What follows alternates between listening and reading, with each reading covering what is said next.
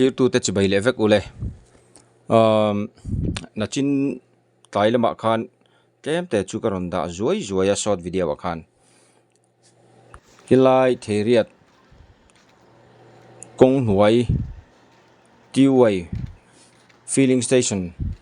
bulla lei engtik lai po a min deuh reng mai company ho inan enkol lai khami minakha zan ina hian khari ania mlir thei eng chi ma kal tlang thei lo wangin lir thei tang khang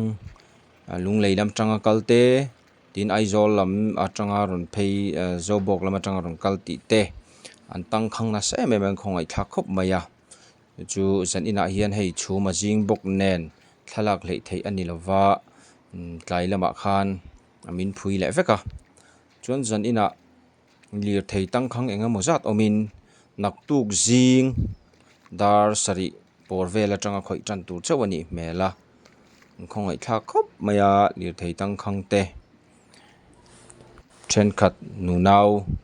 le nau pom te le harsat na kong sang sang awanga helam pangron pan tur te le kal chhuak tur te po ni mai theia ho then te chu ho lam pang te hian tang khang mek zela an khongai thla khop maya naktuk jinga chiang le zualin a video tenen po a ron update tum ani a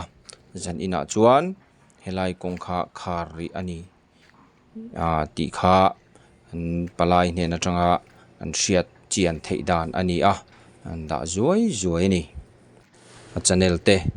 min la subscribe lo te min lo subscribe zela like comment share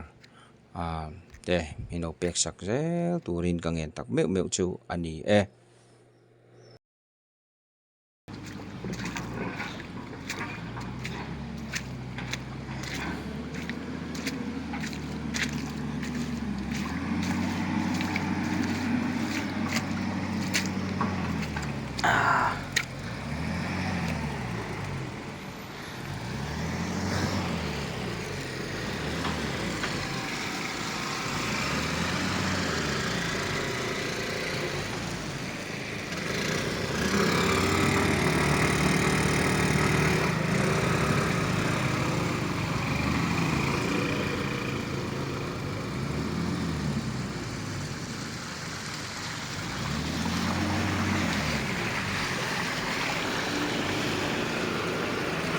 Chú nghe